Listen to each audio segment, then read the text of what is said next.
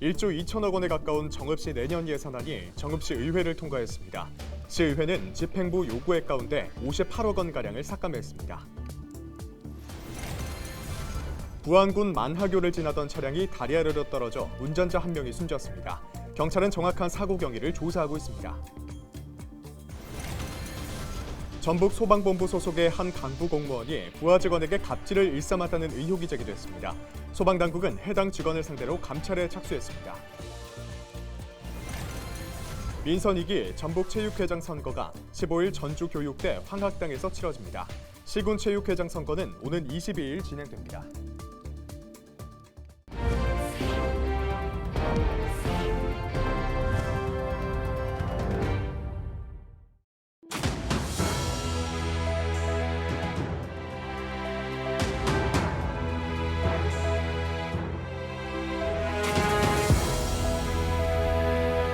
여러분 안녕하십니까? 헬로TV 전북뉴스입니다.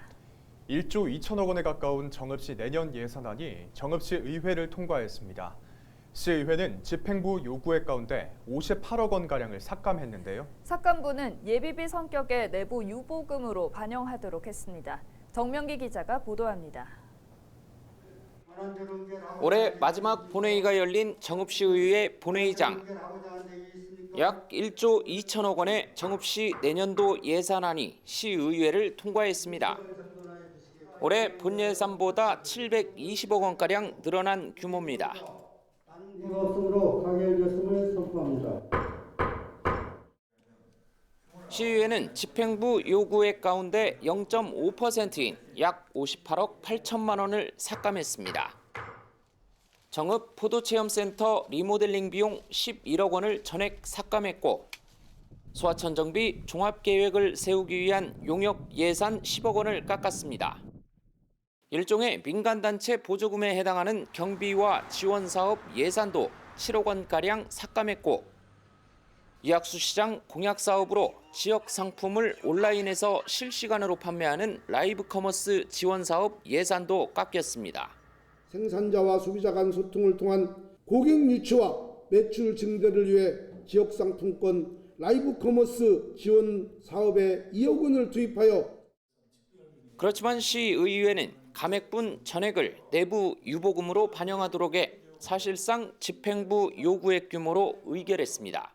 일반회계 총 1조 409억 4,970만 4천 원 중 세출 부분 66개 항목 58억 8,525만 1천 원을 삭감하여 유보금에 58억 8,525만 1천 원을 반영하고 시의회는 이날 정읍시가 제출한 올해 3차 추가 경정 예산 1,112억 원도 원안대로 통과시켰습니다.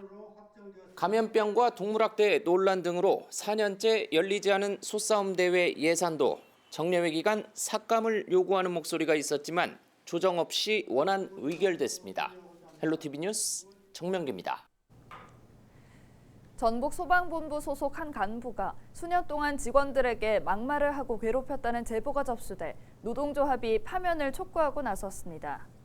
국가공무원 노동조합 소방청 지부는 성명을 통해 A 과장의 갑질은 단순한 괴롭힘을 넘어 극단적인 선택을 할 수 있는 원인을 제공한다고 주장했습니다. 그러면서 감찰 결과 괴롭힘이 사실이라고 밝혀지면 A 과장을 파면하라고 전라북도에 요구했습니다. 지난달 29일부터 감찰에 착수한 전북소방본부는 A 과장과 같이 근무한 직원들을 상대로 사실관계를 조사하고 있습니다. 그렇지만 A 과장은 대체로 의혹을 부인하고 있는 것으로 알려졌습니다. A 과장은 7년 전 자신이 근무하던 한 소방서 건물에 맥주병을 던져 유리창을 깨 훈계 처분을 받았던 것으로 파악됐습니다. 부안 만하교를 지나던 차량이 다리 아래로 떨어져 운전자 한 명이 숨졌습니다. 지난 12일 밤 8시 10분쯤 부안군 보안면 만하교를 지나던 승용차가 다리 아래로 떨어졌습니다. 이 사고로 운전자 69살 A씨가 119 구조대에 의해 병원으로 옮겨졌지만 끝내 숨진 것으로 확인됐습니다. 경찰은 정확한 사고 경위를 조사하고 있습니다. 민선 2기 전북체육회장 선거가 15일 전주교육대학교 황학당에서 치러집니다. 전북선거관리위원회는 선거 당일 후보자별 소견 발표 이후 오후 2시 30분부터 2시간 동안 투표가 이뤄진다고 밝혔습니다. 선거인단은 342명이며 이들은 각 시군 체육회 소속 대의원과 정회원 종목단체 대의원 중 추첨으로 선정됐습니다. 시군 체육회장 선거는 오는 22일 진행됩니다.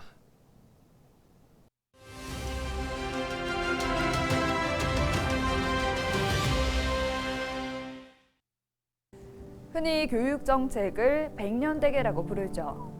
100년을 내다보고 교육정책을 세워야 한다는 의미일 텐데 우리나라 교육정책의 대대적인 변화가 눈앞으로 다가왔습니다. 2025년 모든 고등학교에서 전면 시행되는 고교학점제. 학생이 직접 본인의 적성과 진로에 따라 다양한 교과목을 선택하고 이수해 기준에 도달하면 졸업을 인정받는 제도인데요.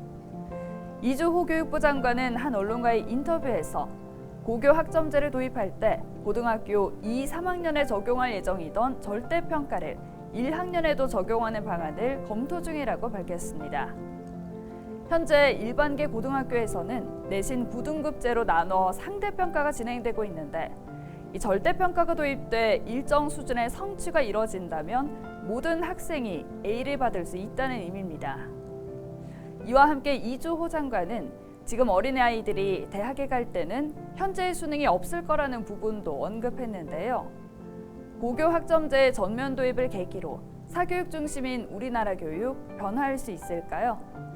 이번에는 100년대계를 제대로 준비하는 기회가 되기를 기대해 봅니다. 데일리 브리핑이었습니다. 순창구는 내년부터 대학생에게 최대 200만 원의 생활 지원금을 지급합니다. 구는 기존의 대학 진학 축하금 200만 원 외에 1학년 2학기부터 졸업 때까지 대학생 생활 지원금을 주기로 했습니다. 순창에서 초중 고교를 졸업한 대학생은 학기당 200만 원, 중고교만 다닌 대학생은 150만 원, 고교만 졸업한 대학생은 100만 원을 받게 됩니다. 대학생 생활지원금으로 학비 부담을 크게 덜 수 있게 될 것으로 생각되고 이외에도 다양한 순창형 보편적 복지를 통해서 정주인구층대로 이어질 수 있도록 제도를 마련해 나갈 계획입니다. 정읍 대표관광지 내장산 국립공원이 문화체육관광부와 한국관광공사가 선정하는 한국관광 100선에 올해로 5번째 선정됐습니다. 봄엔 실록이 짙고 여름에는 녹음, 가을엔 단풍, 겨울은 설경으로 연간 100만 명 이상이 찾고 있습니다. 정읍시는 내장산 일대를 체류형 관광 거점으로 개발하기 위해 여러 사업을 추진하고 있습니다. 내장산과 내장호 그리고 내장산 문화광장과 용산호를 연계한 관광 콘텐츠 확충을 통해 내장산 일대를 우리나라의 대표적인 체류형 관광 거점으로 만들어 가도록 하겠습니다.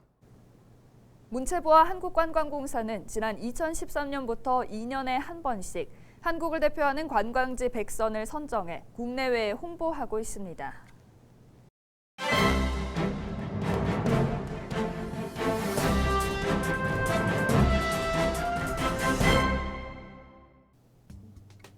신문브리핑 전북 도민일보 기사입니다. 국회 내년도 국가예산 늦장 처리가 전북에는 오히려 단비 같은 존재로 작용할 전망인데요. 정기국회 폐회일이던 지난 9일까지 내년도 예산 처리를 하지 못한 여야는 지난 11일 예산을 처리할 계획이었지만 무산됐다고 합니다. 이후 국민의힘과 민주당은 법인세 인하를 두고 강하게 충돌했고 결국 김진표 국회의장의 중재로 오는 15일 국회 본회의를 열어 예산안을 처리하기로 했습니다. 전북 정치권 관계자는 12일 민주당의 이상민 행안부 장관 해임 의결로 인해 김진표 국회의장의 중재로 여야가 합의한 15일 예산안 처리가 불투명해졌지만 전북 국가예산 확보만 생각하면 긍정적인 요인으로 작용하고 있는 것 같다고 말했다고 전했습니다. 국회 예산안 늦장 처리가 전북도와 14개 전북 자치단체의 예산 확보를 위한 시간 벌기로 작용했기 때문인데요. 정기국회 폐회 이후 주말인 지난 10일과 11일 정기국회 기간 동안 기획재정부로부터 예산 반영 불가 판정을 받았던 전북 현안 사업들이 줄줄이 살아났다고 합니다. 국회 예산안 처리까지 시간이 남아있는 만큼 전북 현안이면서도 아직까지 예산 확보에 난항을 겪고 있는 사업들도 추가로 확보될 가능성이 높다고 신문은 밝혔습니다. 지금까지 신문브리핑이었습니다.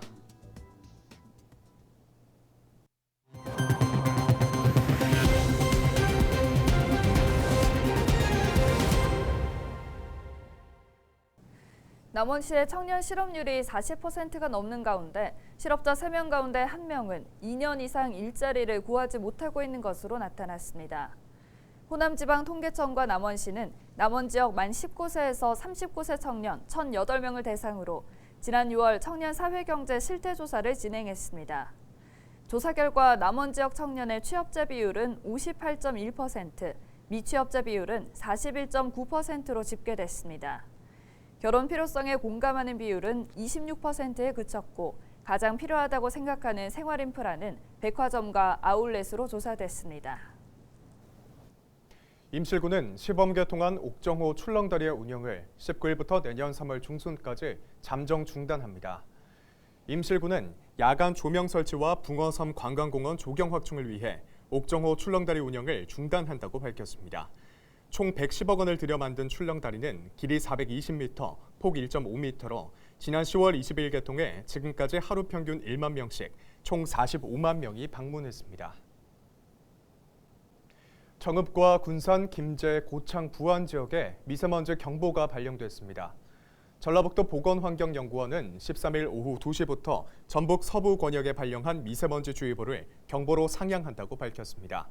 미세먼지 경보는 시간당 평균 농도 세제곱미터당 300 마이크로그램 이상이 2시간 계속될 때 발령됩니다.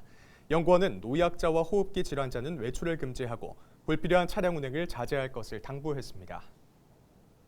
이상으로 뉴스를 마칩니다. 함께해 주신 여러분 고맙습니다.